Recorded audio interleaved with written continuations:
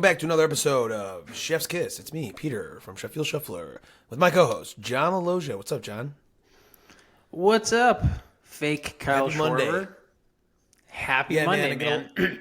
Get a lot of the old Kyle Schwarber. I mean, he's right there. He's right behind me in basically every single one of my videos, hitting an absolute Let me paint a picture for our audience. Obviously, our millions of listeners are aware of Sheffield Shuffler and Pete's social channels, but Pete got picked up of a piece he did about Dancing on My Own, the Red October song for the Phillies. Barstool Philly picked it up, and then everything in the comments was like, "Hey, this guy, like this is Kyle Schwarber, right? Like, we can just be real about it. It's Kyle Schwarber, and he's promoting Barstool Philly. He's like doing a little side gig because you do with the beard, with the Phillies hat, look a lot like Schwarber." And same thing, lefty hitter, lefty power hitter. Same, exactly. Yeah, like I said, I saw a lot of those comments, and some of them real good. Two of my favorites, I said, great value, Kyle Schwarber. You know, the great value, the off-brand from, that was a quality one. The other one was, you know, like the saying, I want Kyle Schwarber. We have Kyle Schwarber at Barstool. And then that's supposed to be me, like, knockoff version. Both very good. So props to everybody that made a Kyle Schwarber joke that was creative. But yeah, if there's a Barstool softball team and they recruit you, how sick would that be? I mean, I would definitely play. And the thing too is, John, about that whole company, one of my stripes I have is they are all a bunch of like nerdy or fat sloppy bloggers. None of them are athletes besides the real athletes that they have on the payroll, you know, like the former athletes. There's not one of those guys in the offices that I don't feel that I could post up in basketball. None of them can outperform me in baseball. Other than Dallas Braden, like you against Carabas or anybody, John Boy, former players, of course. Anyone Dallas Braden, obviously a former player. Professionally before, like they're all just little fucking bloggers. You know, talk about sports and we argue, but none of them are athletes or former athletes. You know what I mean? So that's the only thing where it's like, dude, you should get some guys in there who could actually ball still. And we talked about this before. Even in like a rec league softball, like I play in the Burbs, you can immediately tell if someone played before, like in high school, competitively, college, whatever. Like. Just one swing, or how they catch a fly ball. You know what I mean? Or how they move sometimes how they move. I'm like, laterally. Oh, that guy definitely played. You know, or what route they take from a ball, or if they can pick it. You can tell in 2 seconds. Yes. Real quick. If you had just like a semblance of a baseball, or you played at some kind of level, yeah. So that's my only strife with them is get some real athletes in there too. You know, mix it up a little bit so it's not just all nerdy bloggers. I'm with you, man. But yeah, was a good weekend. It was a great weekend. I was in Chicago this weekend. Well, thanks for hitting me up, dude. I was literally there for less than 48 hours. What were you doing? Friday. I went to a wedding on Saturday. So I flew in Friday night. From someone from Naperville? Yeah. Had a wedding Saturday and then flew out Sunday afternoon. So not long at all. That's pretty quick. Yeah, it was real quick. Was it fun? I wanted to be home though. I don't like being away from home. I like my schedule, my routine, and I'm with you on that. You know what I mean? Yeah.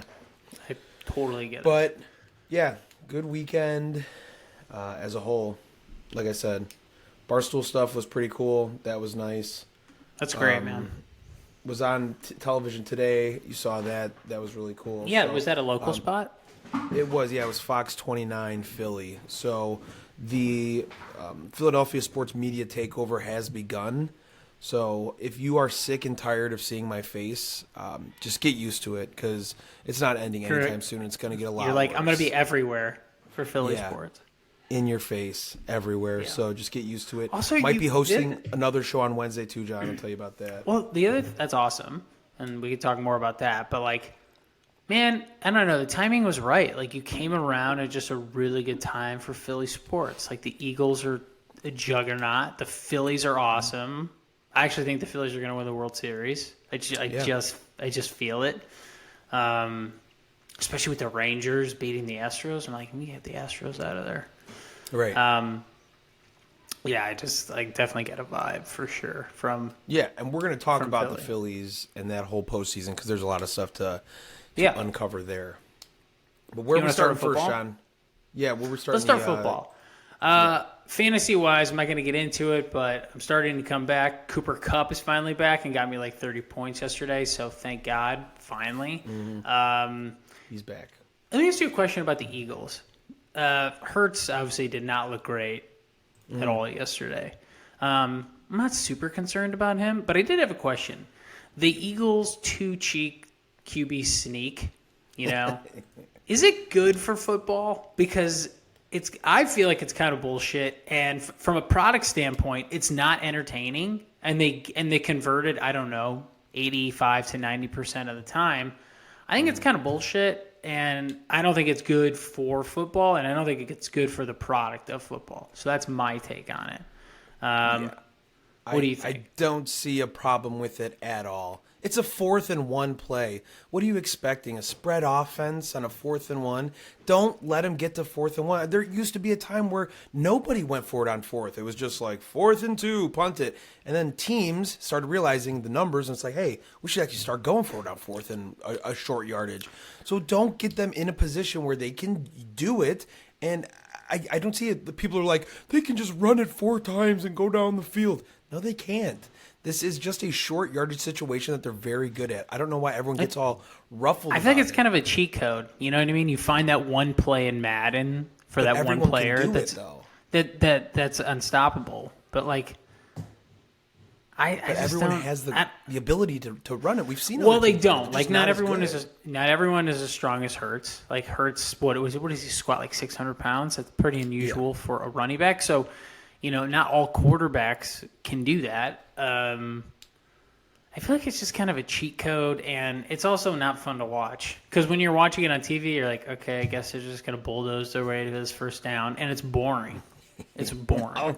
I don't see how it's just a 4th down. I don't like it. 4th and short. I think it's okay. So if they ran the ball, if they handed it off to a running back who's just awesome, right? If they gave it to Christian McCaffrey, or even if it was just DeAndre Swift, I'd rather see that. I'd rather McCaffrey get the ball than to see a pile of guys fall into each other. Much rather see Swift or McCaffrey or whoever get a ball in 4th and 1 or some designed play, something cool. But that play, especially when they're going to get it, it's efficiency. This is a little push. But this is an entertainment product. They're going to change that rule. I bet they outlaw that after the next year. I mean, look at baseball. They changed the rules because ultimately it's an entertainment product. There's changed the rules. Wrong with it. The job is to get the first down, and they get it every time. So why wouldn't the job is to entertain, and that play is not entertaining. It is not, John. The job is not to entertain. The goal yes, it is. The NFL football is an entertainment. They're in the entertainment business. I understand. So is every professional sport. As a quarterback, as a team, your job as a head coach, I'd keep running it if it works. They're not saying, all right, everybody, tonight we're going to entertain. Like, it's to win and lose. Totally understand that. And if I'm Sirianni, I'm doing it, and I'm doing it relentlessly, especially if it's legal. I think Goodell and other owners or whatever, they take a look at that play and they say, hey, we're going to make a rule change. You can't do that anymore. Yeah, I wouldn't doubt that because I think that's going to happen because as an audience member, as a product, as an entertainment value, it sucks and it's boring. I don't want to see that. I mean, it doesn't just bother like a me at all. Even like if a another pitcher, team ran it. Just like a pitcher intentionally walking someone. I don't need to see the 4 balls. Like, just go to first base. Okay. It's the same thing. All right. I think it should be illegal on the record. No more unbeaten teams. Eagles, 49ers lose. Yeah. The Niners lost, but I thought Purdy was phenomenal in that last drive. Mm-hmm. Are you getting like Purdy, Kyle Shanahan could be the next? I know they haven't won anything yet. They haven't won a Super Bowl. But do you think they have the potential, the framework, because their defense is so good, to be the next like Brady, Belichick possibly? So let's talk about this, right? Because there's no more unbeaten teams. So this is what I wanted to talk about real quick about unbeaten teams, and then we can get into Shannahan and Purdy and stuff. All right. I don't understand fan bases that freak out when their team loses. A very good juggernaut team, right? Like the 49ers, like the Eagles. Your team's gonna lose. You're not winning 17 games in a row. So I don't understand the mentality of some of these fans that are like, oh my God, they lost. They look terrible. They've won 5 games in a row. They won every single game. John, what year did the Packers win the Super Bowl? 2010. Was it 29, 2010? How many losses did they have that season? Quite a few. They got in as a wild card. Okay, so who did they lose to that season? You don't know. I don't remember. You don't care. It doesn't matter who you lose to. They won the Super Bowl that year. That's what everybody remembers. You won the Super Bowl. Not, they lost to Miami in week 4. Nobody gives a shit. It's all about that. Mahomes talks about that all the time. They go, we don't like. They're like, he was interviewed there the other day. And they're like, are you worried about this offense? Like, these are career lows statistically. He goes, I care about wins. He goes, and the other thing that we focus on, me, Andy, and myself and our team, it's like, we don't care. We'll get ugly wins. I don't care about my stat line. What I really care about is in December, January, we're playing our best football. Because ultimately it's about winning championships. So it's now, week 6. Yeah, I shouldn't be playing my best football right now, in week 6. He's like, you didn't throw for 300 yards, Patrick. Like, what's going on with the offense with your receivers? He's like, as long as we're getting wins and moving along, we'll work with them. We're going to develop chemistry. He goes, we need to be like, our focus is Super Bowls. So we're just trying to get wins week in and week out, while getting better chemistry and getting better as a team, where we're peaking at the end of December, early January. Yes. And I was like, that's so smart. The Diamondbacks won 82 games this year. They just knocked off 2 out of the 3 NL division winners, the Brewers and the Dodgers. Getting hot at the right time. So like getting hot at the right time. I'm listening to like the radio for all these Philly guys, and they're just like, there's no consistency. I'm really worried they're not going to be Phillies are awesome. Good in the future. Eagles are great, man. Hurts had a bad game. It happens, and then you move on. You're allowed to have bad games, too. Like, you have to understand, like, I get a certain amount of losses this season. Right. I'm not winning 17 games in a row. There's going to be certain games that are better to lose than others. Like, yeah, maybe they didn't want to lose to the Jets, of course, but everybody's allowed to have a bad day. You didn't look good against the Jets. It's a very good defense. And Jalen Hurts had 3 interceptions. 3 You're picks. not going to win. You're not going to win games when you have a 4-0 and he's not going to do that. He's going to do that maybe No. once or twice a year. You know what I mean? And Jake Elliott's not going to miss that field goal 90% of the time. Sure. He misses that field goal, it completely changes what they can do. So I'm not worried about that. The only difference I see was like the turnover differential from this year to last year. Last year they were at plus 12, and right now they're at minus 1. In regards to turnover differential. So they had a lot more turnovers last year than they are this year. That's the only thing I see. Phillies radio is just like overreaction Monday, pretty much. Yes, yeah. And, they're all worried. I'm like, dude, they're going to lose games. You can't think I watched that game. 17 in a row. Yeah. I watched that game. They're fine. This morning, Chicago Sports Talk Radio was hilarious because they were talking about the Bears, obviously, and they were like, well, Caleb Williams sucked against Notre Dame. He threw 3 picks. Fields is hurt, has dislocated thumb. Who knows how long he'll be out? They're like, what do we do now? Do we just give up? Like, firing the coach, is that going to do anything? They, don't know what to do. Yeah. Yeah, I couldn't listen to I know you don't like talking about the Bears. I know it's painful. Well, no, I'm just saying, it's just like the same. It's like Groundhog Day every freaking Monday where it's like, what are we going to do? What are we going to do? You freaking suck. But let's get back to what you were saying about Shannahan and Purdy, right? Go ahead and make your point you were asking. So I was just thinking. I was thinking about Purdy, and I was thinking about the type of offense, and I was thinking about Shannahan, who is brilliant. He's offensive-minded genius, but also he's got a really good defense, and he's got really great athletes, and he's got a lot of guys that are locked up for a while. And he's also a guy that can make adjustments. Like, he can adapt and make adjustments. I think he's really smart. And I think where football is right now isn't what Brady and Belichick was. It's offensive-minded. And if you don't have a good offense, you're just not going to win. I think the days are over of the 2000 Ravens or the 85 Bears. I think those are good. Maybe one in every 10 to 15 years. But other than that, you better have a kick-ass quarterback and a really potent offense if you're going to win in this type of atmosphere. And I feel like they have it. And I just see Purdy. Even they lost yesterday, he made big-time throws to get them in field goal range. And it reminded me of, this guy, isn't super fun to watch. I'm getting Brady vibes a little bit. Just be like, oh, this guy's just good. And even also, unlike Rodgers, and I'll just be a little critical of Aaron, when things are going well for Aaron, he's the hottest quarterback ever. You cannot stop him. But if shit goes down and someone fumbles or something happens, then it's not so great. And as a fan, you're not feeling as confident. Purdy did not play well at all yesterday. And in spite of that, his last drive, he made some really big key throws under pressure. And I think Shanahan's brilliant, and I think they have so much talent, and I think John Lynch is really, really good in the front office. I see them being – I'm not saying they're going to be the next Belichick or Brady, but if you're going to think about anybody who's going to, what's the next head coach quarterback other than Mahomes and Andy Reid that could be really good for a long time? And I think it's them. Yeah, the only thing I would have a discrepancy in your comparison to those two would be... It's early, obviously. Not even that. But for the majority of Tom Brady's career, he threw to nobodies. Okay, besides Gronk, before he turned into Gronk, you have slot receivers like Wes Welker and Danny Amendola, like those guys. You see the amount of touchdowns that Brady has thrown to the amount of people, and it's ridiculous. The names are on there. You're like, who the hell is that guy?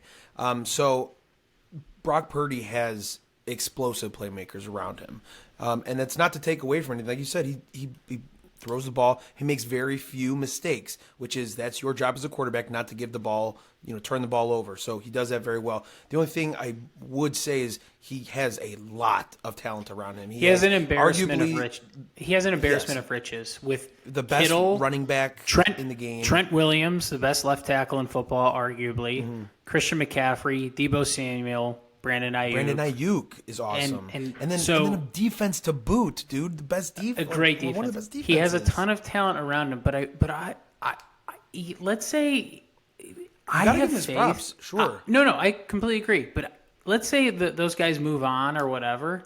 I still think within the system of Shanahan and the drafting of John Lynch and the evaluations of Shanahan, I think you will be surprised. I think they will find guys that you're like, who is that? Not necessarily household name guys. And I think Purdy will play in that system, and I think Shanahan will ultimately be successful. I think he'll be able to plug in pieces. I mean, that was the genius with Belichick.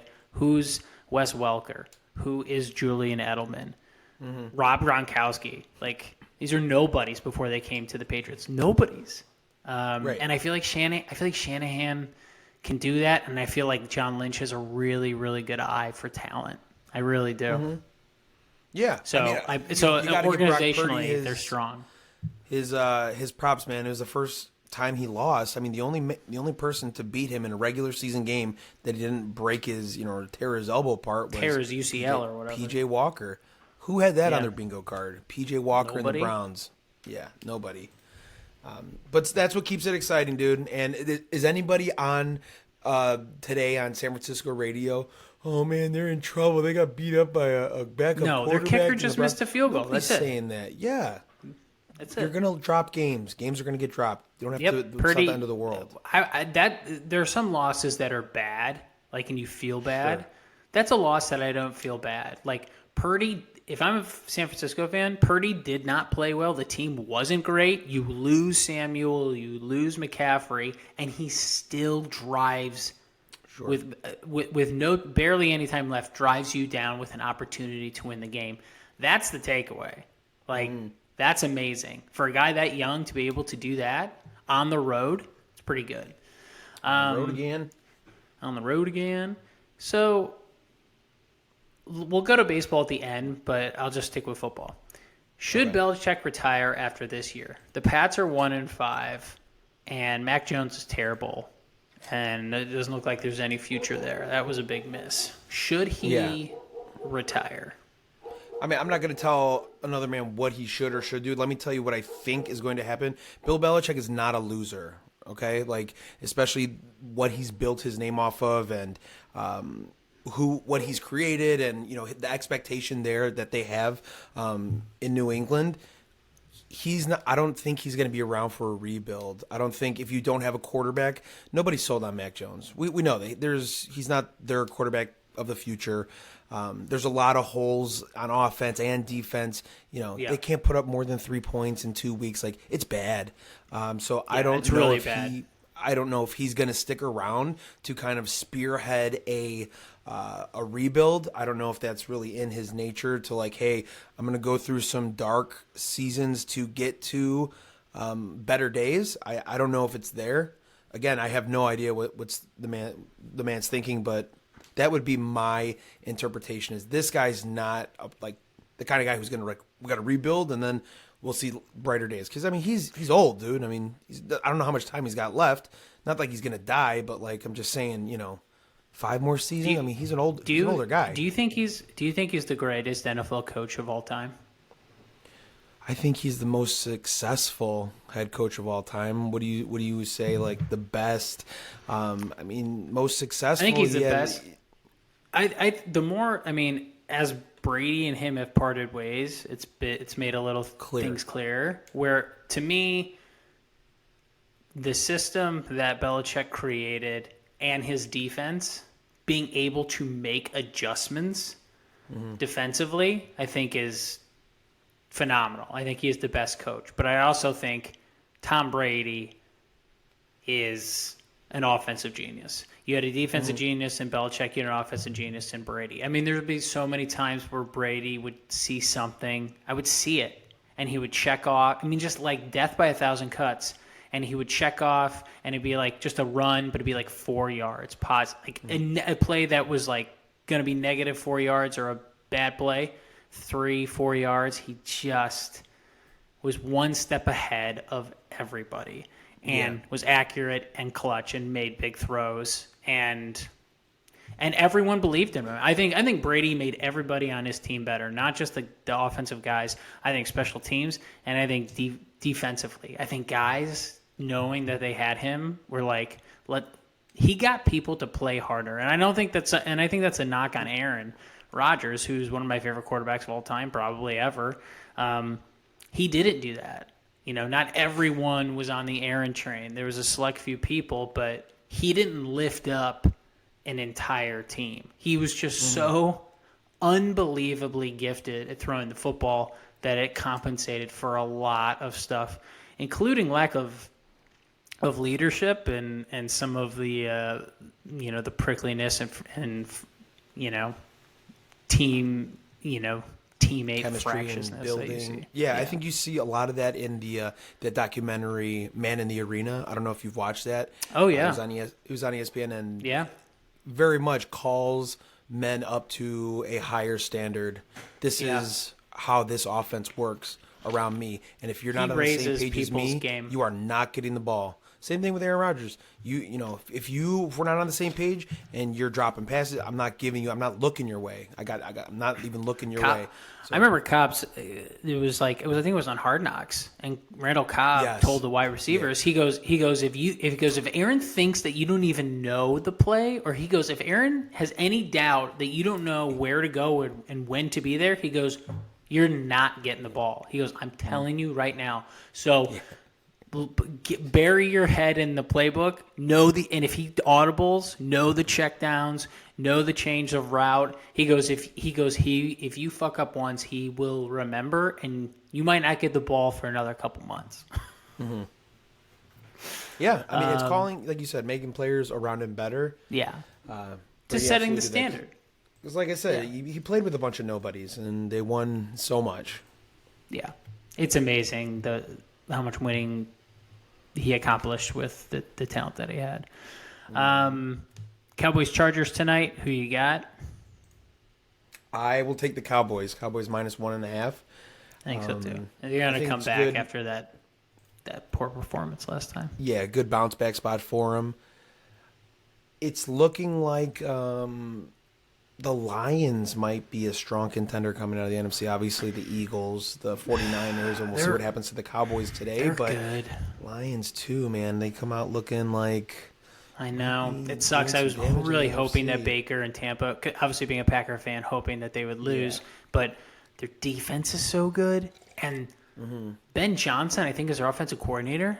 Dude, he's really good. He really knows how to set Goff up for success. Goff is limited physically. There's some things Goff can't do, and the plays he calls, when he calls them, mixing up the run with play action, with misdirection, and setting Goff up for success. Like, what a match made in heaven. Like, Goff is so successful, but I think it's a lot of credit goes to offensive coordinator Ben Johnson, and we know their defense is really good too. Goff will still throw a couple picks every now and again. What happened?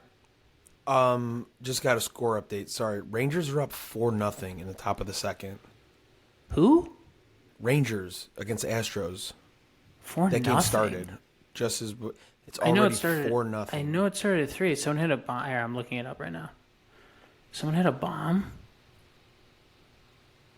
Yeah, all 4 runs scored in the first inning on 6 hits. Simeon scored. Simeon scored on an error. Garcia single to right. Seager scored. Garver single to left. Grossman scored.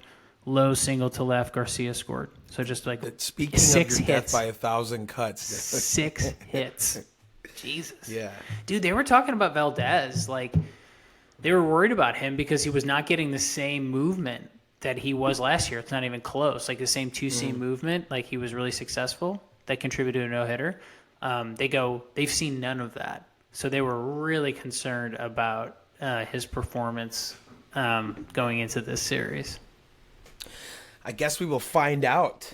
We will find out. Let's transition to baseball. So playoff baseball is here. Meat and potatoes, yeah. The meat and potatoes. The D-backs, I could not believe. Well, for a second, I was like, I can't believe they're beating the Dodgers. And then when I looked at the Dodgers starting pitching, I go, D-backs are going to win the series.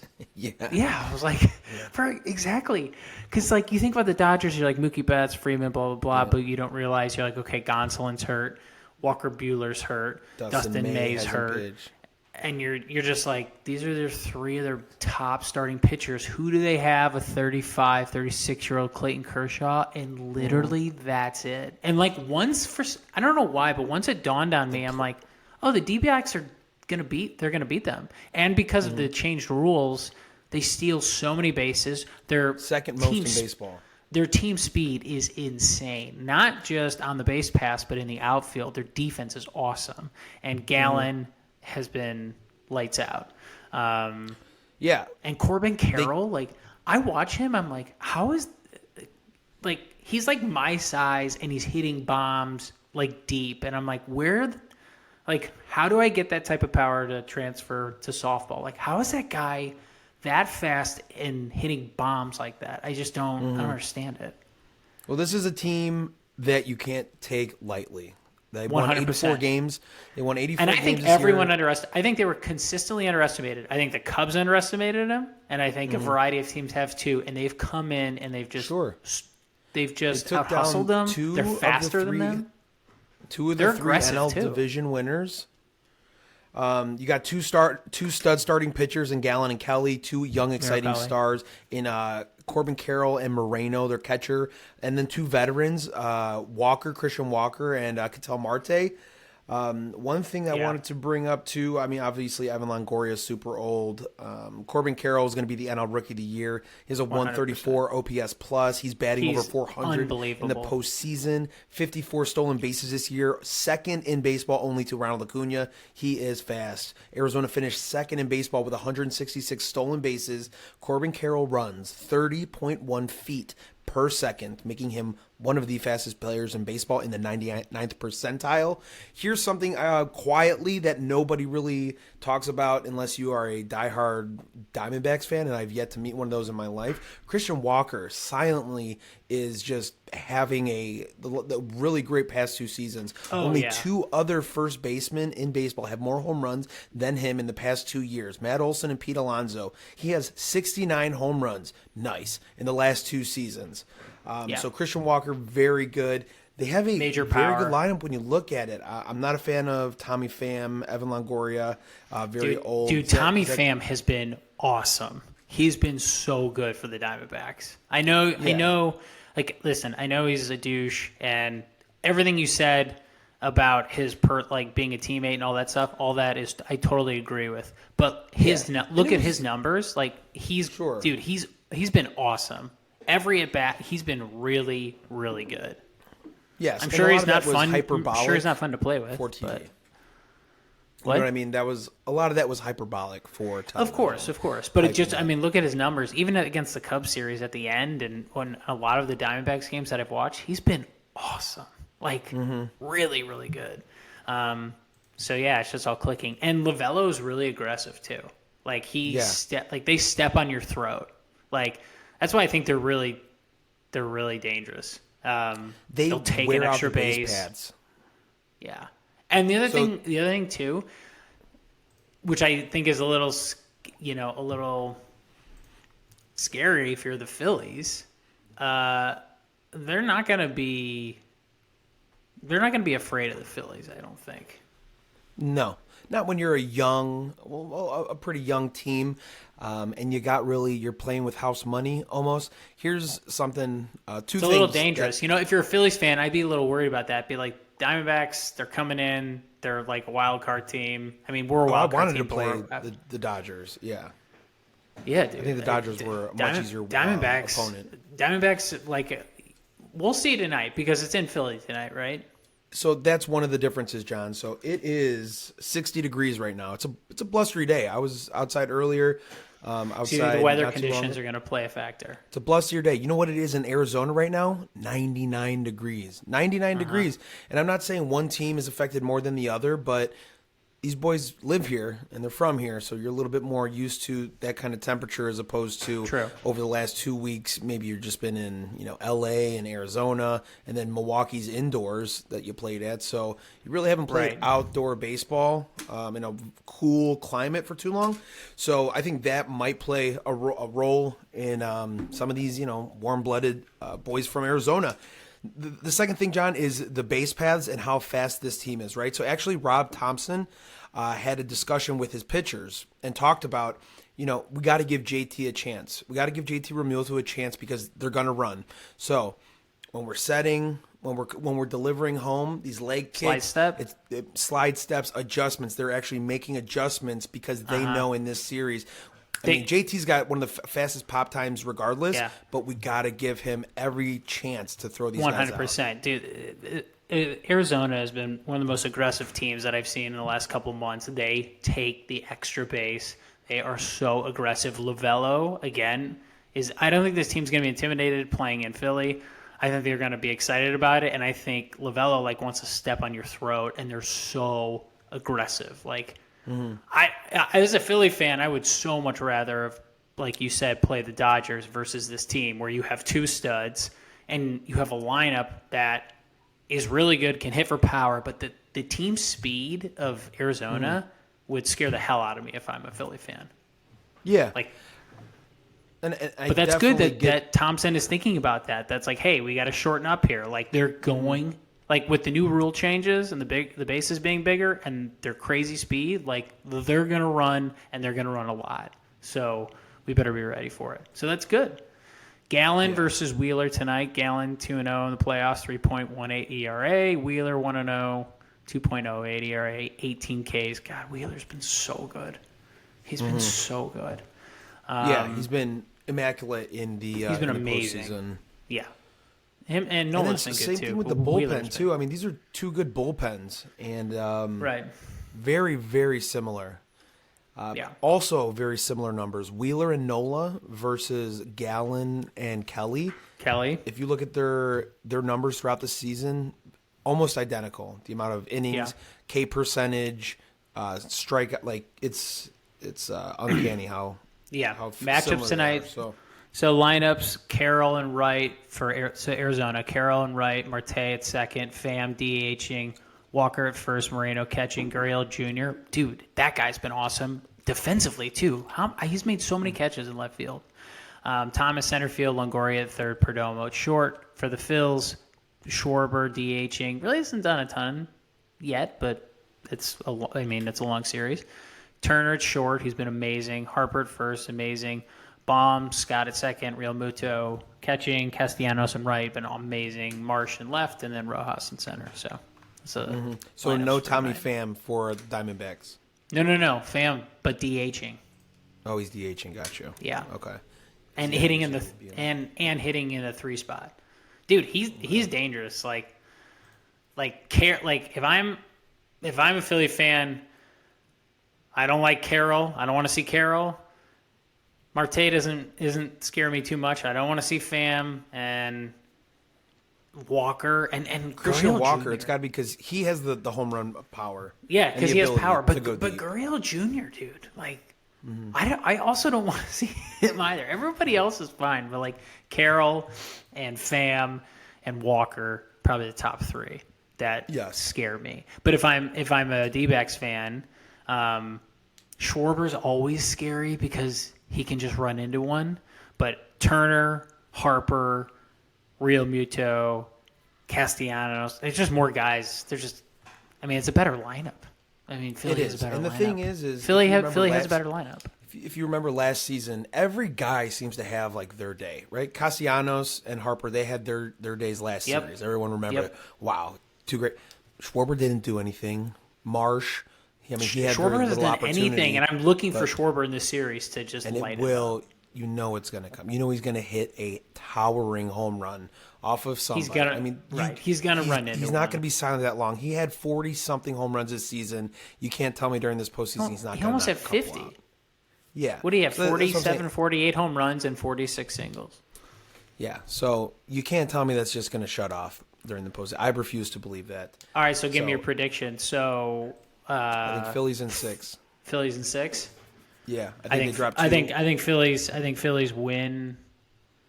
Although if they lose game 1 tonight, like if Wheeler, who's been amazing, loses at home tonight, that's a huge deal. But Wheeler takes care of business tonight. Game 1, I think, really sets the tone, John. I'll be honest with you. I know it's a 7-game series, but Game 1 sets the tone. And if it's at home, you have to own with your it. pitcher who's been lights out. So, like, if he loses to Gallen, like if the Diamondbacks steal one in arguably the hardest place to play right now in the playoffs, it's a huge deal. Right, and you're going against a pitcher who's been absolutely lights out, like unhittable. Who's that pressure go to in Game 2? All the pressure moves to the Phillies now because you just dropped one at home. 100%. But you're right. Schwarber hasn't gotten going yet, too, and you know him. He could get hot. It just takes one for him. He just needs to run into one, and then now you got real problems. Now as a pitcher, you don't get a break because he hits leadoff because you're like. When you pitch, you're like, all right, leadoff guy, just got to get some strikes. But, like, mentally, you don't get a break with this lineup because Schwarber, you're like, all right, like, this guy could take me deep. So he could be a 4-hitter. I got to start thinking about this freaking leadoff hitter. Like, all right, am I going to go high and in, or am I going to go breaking ball low or something off speed away? Gallen's probably going to do that, like, work that changeup away or breaking ball down. But again, if you miss to Kyle, he'll hit it a mile. Make you pay. Yeah. And it's just you just don't get that from a leadoff hitter. When the Phillies lost to the Braves, when they let that game slip, when they were up 4-0, I felt okay. Like it stung. It stung that they let that game go, and they were up 4-0, but they had already won the first game on the road. They stole one on the road. It's like. That game 1 is huge where it's like, hey, we got to go to Atlanta and we got to split. Okay, we can't lose 2. They had the opportunity, to take it, but you're almost like, all right, yeah, that sucks, but we did what we needed to do in order to kind of have this still going. Totally. Last thought on the Diamondbacks-Phillies series. You know what the Diamondbacks are giving? They're giving me 2019 National vibes. Now, I obviously know they didn't have, like, the level of starting pitching like Scherzer or, oh God, what was his name? He was really good from San Diego State. I'm blanking on his name. Who's that really good pitcher of the Nationals? Was there. No. Strasburg? But anyway, Strasburg, yes. So I'm getting a lot of 2019 Nationals vibes where it's burned out for them for that series. Just side note, he did, but that's why he's not pitching anymore. Arizona's so hot. Everyone in their lineup's hitting. Their pitchers are pitching well. They're just so hot right now that I think the Phillies should win the World Series. I think they should win this series. I also think if Diamondbacks take this game 1, then it's going to get very interesting. Yeah. Because, you just might have run into a buzzsaw with the Diamondbacks. They just might get that hot. Yeah. I mean, and it's the first 7-game series that we've seen this year, obviously, and it's a lot different than a 5-game series. So absolutely, there's going to be some things. Here's the thing, too, John, is if they need a 4th starter, the Phillies have one in Taijuan Walker. Yes. The Diamondbacks don't. They don't. They don't so have a 4th option. Right. If the Diamondbacks, there's little room for error, too. So, if Gallen loses one game or Kelly loses one game, now you're in real trouble. Yes. You have nobody and you might not be able to overcome. Yeah, you might not be able to overcome that. Maybe in a 7-game series, if you can extend it and one of those guys can go on 3 days rest, that's the only way. But this game 1 is huge. Tonight is huge. And especially because it's in Philly. So if you're the Diamondbacks and you beat Philly tonight, you've beaten their number 1 pitcher who's been absolutely lights out, and you beat him at home. And you beat him in the toughest place to play. So I think Phillies need to come out and make a statement here. And I think they will, because I think there's a couple guys in their lineup that haven't really got it going. Schwarber has really not gotten going, and he can get super hot real quick. Bro, don't underestimate Brandon Marsh, Alec Boehm, Bryson Boehm is Stott clutch, too. How many postseason hits does Boehm have? So many. Not a lot, dude. I'm just saying, last series, you saw him pissed off. Not last series, but last year. Ground out to first. Sure. I mean, he's a very good hitter. I mean, that's why he's hitting 4 spot, dude. He's hitting in the 4. And the other thing, too, with the Phillies, experience. They've been there. Yep. They've been there last year. That makes a huge, huge difference. Where some of the Diamondbacks players tonight in that crowd might be freaking out, be oh my God, you know what I mean? Soaking it in, yeah. It's go time, John. What's your prediction? Let's play this game. Let's play the tonight's going to be the blank game. I'll give you an example. I think tonight is going to be or last series. Tonight's going to be the Castellanos game where he hit 2 home runs, and you know what I mean. So maybe an X factor or a prediction or someone who's going to have the game. Yeah.